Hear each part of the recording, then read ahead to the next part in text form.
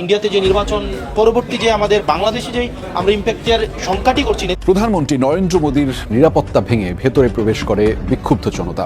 নিরাপত্তা দূরে থাক, প্রধানমন্ত্রীর বাসভবন চেনা দেয়। এদিকে ভারতের নির্বাচনে শুভেন্দুর বিজয় হওয়াতে লক্ষ লক্ষ মুসলমানের খারাপ অবস্থা করে হিন্দুরা। ভারতে তুলপার পরিস্থিতি, এই নিয়ে বাংলাদেশ থেকে হাসনাত আব্দুল্লাহ হুঁশিয়ারি দেয় নরেন্দ্র মোদীর খারাপ অবস্থা হয়। মোল্লায় উলুস গোটা ঢাকা চাপা পড়ে, এদেরকে কেউ কাউন্টই করে না, মশা মাছি। শুভেন্দু অধিকারী মমতা ব্যানার্জির তৃণমূল কংগ্রেসকে হারিয়ে প্রথমবারের মতো বিজেপির মুখ্যমন্ত্রী হিসেবে অভিষেক। বিজেপি নেতা শুভেন্দ্রকে গ্রেফতার করেছে পুলিশ। এবার আসল শ্বশুর বাড়িতে তাকে নেওয়া হয়েছে। বিজেপি নেতা শুভেন্দ্রকে এবার বোঝানো হবে ফাঁসির রশিটা কেমন হয়। পশ্চিমবঙ্গের বিজেপি নেতা শুভেন্দু অধিকারী গ্রেফতার করার কথা জানিয়েছে ভারতের পশ্চিমবঙ্গ পুলিশের স্পেশাল টাস্ক ফোর্স। দক্ষিণ ভারতের রাজনীতিতে ঘটে গেল এক অবিশ্বাস্য রাজনৈতিক ভূমিকম্প। দিল্লির মসনদ থেকে যে ছক কষা হয়েছিল, যে স্বপ্ন বোনা হয়েছিল, তার সবটাই তাসের ঘরের মতো ভেঙে পড়ল।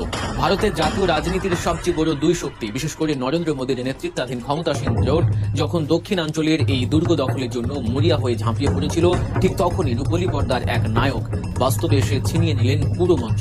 তামিলনাড়ুর মাটি থেকে চিরতরে মুছে গেল পুরনো সব হিসেব নিকেশ। গতকাল ভারতের নির্বাচনে বিজেপি সরকার বিজয় হওয়ার পর আজকে ভারতের তুলপার পরিস্থিতি হয়। অসংখ্য মুসলমানের খারাপ অবস্থা করে হিন্দুরা এবং ভারতে ধ্বংসলীলা করে। এই নিয়ে আজকে বাংলাদেশ থেকে নতুন ঘোষণা দেয় হাসনাত আব্দুল্লাহ এবং সরাসরি ভারতকে নিয়ে অসংখ্য মন্তব্য করে। এই নিয়ে শুভেন্দ্র অধিকারী বিপদে পড়ে এবং শুভেন্দ্র অধিকারীর ঘোষণায় ভারতেও কিন্তু সম্পূর্ণ ভারতে নতুন ঘটনা ঘটে। আপনারা এই সম্পূর্ণ ভিডিও দেখবেন। এই মুহূর্তে ভারতের পরিস্থিতি এবং এই নিয়ে হাসনাত আব্দুল্লাহ যা বলেছে সবকিছু দেখতে পারবেন এই একটি ভিডিওতে। আসুন আমরা কথা বলছি না, আমরা সরাসরি ভিডিওর মূল আলোচনা চলে যাচ্ছি। দক্ষিণ ভারতের রাজনীতিতে ঘটে গেল এক অবিশ্বাস্য রাজনৈতিক ভূমিকম্প। দিল্লির মসনদ থেকে যে ছক কষা হয়েছিল, যে স্বপ্ন বোনা হয়েছিল, তার সবটাই তাসের ঘরের মতো ভেঙে পড়ল। ভারতের জাতীয় রাজনীতির সবচেয়ে বড় দুই শক্তি, বিশেষ করে নরেন্দ্র মোদীর নেতৃত্বাধীন ক্ষমতাসীন জোট যখন দক্ষিণাঞ্চলের এই দুর্গ দখলের জন্য মরিয়া হয়ে ঝাঁপিয়ে পড়েছিল, ঠিক তখনই রূপলী পর্দার এক নায়ক বাস্তবে এসে ছিনিয়ে নিলেন পুরো মঞ্চ। তামিলনাড়ুর মাটি থেকে চিরতরে মুছে গেল পুরনো সব হিসেব নিকেশ। কট্টরপন্থী রাজনৈতিক সমীকরণকে পুরোপুরি ব্যর্থ করে দিয়ে তামিলনাড়ুর নতুন রাজা হিসেবে আবির্ভূত হলেন থালাপতি বিজয় এবং তার দল তামিলাগা ভ্রেট্টি কাজাগাম বা সংক্ষেপে টিভিকে। কোনো রাজনৈতিক গডফাদার ছাড়া, কোনো বিশাল পুরনো দলের সমর্থন ছাড়া, শুধুমাত্র নিজের ক্যারিশমা আর নিখুঁত কৌশলের উপর ভর করে তিনি প্রমাণ করে দিলেন জনগণের পালস বুঝতে পারলে যে কোনো অজেয় দুর্গকেই জয় করা সম্ভব। পুরো ভারতের নজর ছিল তামিলনাড়ুর 234 আসনের বিধানসভার দিকে। সরকার গড়তে ম্যাজিক ফিগার হলো 118, কিন্তু ভোটের প্রাথমিক যে ট্রেন্ড বা ফলাফল সামনে আসতে শুরু করেছে তা তাবর তাবর রাজনৈতিক পণ্ডিতদেরও রাতের ঘুম কেড়ে নিয়েছে। দেখা যাচ্ছে একেবারে আনকরা নতুন দল টিভিকে 100 থেকে 104টি আসনে এগিয়ে থেকে একক বৃহত্তম দল হিসেবে আত্মপ্রকাশ করতে যাচ্ছে। অন্যদিকে তামিলনাড়ুর রাজনীতির বহু দশকের পুরনো দুই বটগাছ ডিএমকে এবং এআইএডিএমকে যেন শেকড় সমেত উপড়ে যাওয়ার উপক্রম। ক্ষমতাসীন ডিএমকে মাত্র 50টির মতো আসনে এবং বিরোধী এআইএডিএমকে জোট 70 থেকে 80টি আসনে আটকে আছে। আর বিজেপি তাদের সর্বশক্তি প্রয়োগ করার পরও দক্ষিণের এই রাজ্যে তারা কার্যত কোনো দাগই কাটতে পারেনি। তাদের হিন্দুত্ববাদী রাজনীতি বা জাতীয়তাবাদী স্লোগান তামিল আবেগের কাছে, বিশেষ করে বিজয়ের এই নীরব ঝড়ের কাছে পুরোপুরি মুখ থুবড়ে পড়েছে। এখন প্রশ্ন হলো, এমন একটা অবিশ্বাস্য অঘটন ঘটল কিভাবে একজন সিনেমার নায়ক এত বড় একটা রাজনৈতিক শক্তিকে ধুলোয় মিশিয়ে দিলেন? এর উত্তর লুকিয়ে আছে তামিলনাড়ুর নিজস্ব রাজনৈতিক সংস্কৃতি এবং থালাপতি বিজয়ের এক সুদূর প্রসারী মাস্টার প্ল্যানের ভেতরে। তামিলনাড়ুর সাথে সিনেমার সম্পর্ক আর রাজনীতির সম্পর্ক আক্ষরিক অর্থেই অবিচ্ছেদ্য। এই রাজ্য এমন এক মাটি যা বারবার সিনেমার রূপলী পর্দা থেকে তাদের ত্রাণকর্তা বেছে নিয়েছে। এমজি রামচন্দ্রন বা এমজিআর থেকে শুরু করে জয়ললিতা কিংবা এম করুণানিধি, এরা প্রত্যেকেই ছিলেন সিনেমা জগতের মানুষ। এমজিআর পরপর 3 বার মুখ্যমন্ত্রী হয়েছেন, জয়ললিতা 6 বার এই রাজ্যের মুখ্যমন্ত্রী হিসেবে দায়িত্ব পালন করেছেন। আর করুণানিধি যদিও সরাসরি অভিনেতা ছিলেন না, কিন্তু সিনেমার চিত্রনাট্যকার হিসেবে শুরু করে 5 বার মুখ্যমন্ত্রীর চেয়ারে বসেছেন। সুতরাং তামিলনাড়ুর মানুষের কাছে সিনেমার নায়ক মানে শুধু বিনোদনের খোরাক নয়, বরং তাদের আশা, আকাঙ্ক্ষা আর ভরসার এক জীবন্ত প্রতীক। থালাপতি বিজয় এই ইতিহাসটা খুব ভালো করেই জানতেন। তিনি জানতেন এই রাজ্যে স্টারডম বা তারকা খ্যাতি কোনো সস্তা জনপ্রিয়তা নয়, এটি একটি বিশাল রাজনৈতিক পুঁজি। তবে বিজয় অন্য তারকাদের মতো ভুল করেননি। তিনি হঠাৎ করে একদিন সকালে ঘুম থেকে উঠে দল ঘোষণা করে ভোটে দাঁড়িয়ে যাননি। তার এই উত্থান কোনো আকস্মিক ঘটনাও নয়, বরং এটি ছিল বছরের পর বছর ধরে তিল তিল করে গড়ে তোলা এক নিঃশব্দ বিপ্লব। যখন অন্য রাজনৈতিক দলগুলো বড় বড় জনসভা, মাইক আর ব্যানার নিয়ে ব্যস্ত ছিল, বিজয় তখন তার সিনেমার পর্দাকেই বানিয়েছেন তার রাজনৈতিক ইস্তেহার। গত কয়েক বছর ধরে তার প্রায় প্রতিটি সিনেমাতেই থাকত দুর্নীতির বিরুদ্ধে তীব্র প্রতিবাদ, সাধারণ মানুষের অধিকার আদায়ের লড়াই, বেকারত্ব বা কৃষকদের বঞ্চনার গল্প। সিনেমা হলের অন্ধকারেই তিনি তরুণ প্রজন্মের মগজে ঢুকিয়ে দিচ্ছিলেন পরিবর্তনের বীজ। আর এই বার্তাগুলো খুব সতর্পণে তার ব্যক্তিগত ইমেজের সাথে মিশে গিয়ে তাকে একজন রিয়েল লাইফ হিরো থেকে রিয়েল লাইফ সেভিয়র বা বাস্তব জীবনের ত্রাতা হিসেবেই প্রতিষ্ঠিত করে। যে এই নির্বাচনটি গতকাল হয়েছে, এই নির্বাচন আমাদের বাংলাদেশে এখন যে মেসেজটি সেটা হচ্ছে আমাদের আরও অনেক বেশি দায়িত্বশীল হতে হবে। আমাদের সবাইকে অ্যাকোমোডেট করে প্রত্যেকটা নাগরিকের অধিকার রক্ষায় আমাদেরকে সচেষ্ট হতে হবে। আমাদের দেশে যাদেরকে আমাদের রাজনৈতিকভাবে সংখ্যালঘু মনে করা হয়, তাদের অধিকার রক্ষায়, তাদের অধিকার সুরক্ষায় আমাদেরকে আরও বেশি সচেষ্ট হতে হবে, যাতে করে একটা বৈশ্বিক একটা বার্তা যায়। বাংলাদেশ হচ্ছে, তারা তো বেসিকলি হচ্ছে আমাদের যারা রাজনৈতিকভাবে সংখ্যালঘু যাদেরকে মনে করা হয়, কিন্তু যারা আমরা মনে করি যারা আমাদের এই ইতিহাস, ঐতিহ্য, বাংলাদেশের সভ্যতা উৎপত্তির একটি অবিচ্ছেদ্য অংশ, আমাদের হিন্দু, বৌদ্ধ, খ্রিস্টান, আমাদের যে সাম্প্রদায়িক যে সম্প্রীতির যে বাংলাদেশ, সেই সম্প্রীতির বাংলাদেশকে সবসময় নেতিবাচকভাবে উপস্থাপনের যে একটা প্রচেষ্টা রয়েছে, এই প্রচেষ্টার প্রতি আমরা সম্প্রীতির মধ্য দিয়ে এই বার্তাটি দেওয়া যে আসলে এই বাংলাদেশ হচ্ছে এমন একটি জায়গা যেটি সকল মতের, সকল পথের, সকল ধর্মের একটা সেফেস্ট একটা হচ্ছে ল্যান্ড। এবং এটি আমাদের যদি আমরা সুরক্ষা করতে পারি, তাহলে আমাদের হচ্ছে যে ইন্ডিয়াতে যে নির্বাচন পরবর্তী যে আমাদের বাংলাদেশে যেই আমরা ইম্প্যাক্টের সংখ্যাটি করছি, নেতিবাচক ইম্প্যাক্টের সংখ্যাটি করছি, সেটি আসলে থাকবে না তখন। পরিস্থিতি ক্রমশ অবনতি হচ্ছে, যা আমরা দেখতে পাচ্ছি। এবং যিনি এই বিষয়ের দায়িত্বে রয়েছে, আমার মনে হয় যে এই প্রশ্নটি মাননীয় স্বরাষ্ট্রমন্ত্রী যিনি আছেন, মাননীয় স্বরাষ্ট্রমন্ত্রীর কাছে করলে মনে হয় সদুত্তরটি পাওয়া যাবে। যে আসলে মানুষ তো বলছে এখন যে আইন শৃঙ্খলার ক্রমশ অবনতি হচ্ছে। মানুষ আগের যেই ইন্টারিম গভর্নমেন্টের সময় যে পরিমাণ আপনার ক্রাইম রিপোর্টগুলো যেগুলো ছিল, সকল সীমা অতিক্রম করেছে এই লাস্ট এই সময়।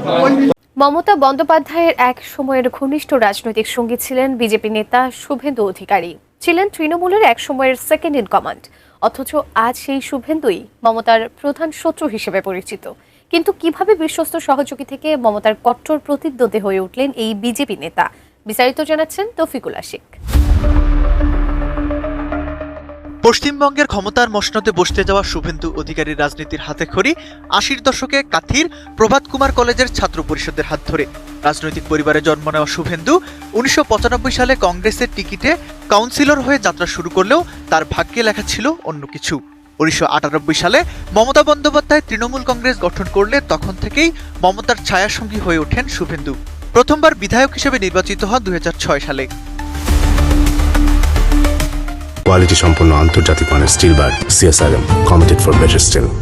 শুভেন্দুর রাজনৈতিক জীবনের টার্নিং পয়েন্ট ছিল ২০০৭ সালের ঐতিহাসিক নন্দীগ্রাম আন্দোলন। বাম সরকারের জমি অধিগ্রহণের বিরুদ্ধে কৃষকদের সেই বিদ্রোহে মমতার প্রধান সেনাপতি ছিলেন এই শুভেন্দু অধিকারী। ভূমি উচ্ছেদ প্রতিরোধ কমিটির নেতৃত্বে থেকে বাম দুর্গ কাঁপিয়ে পুরস্কারও পান দ্রুত।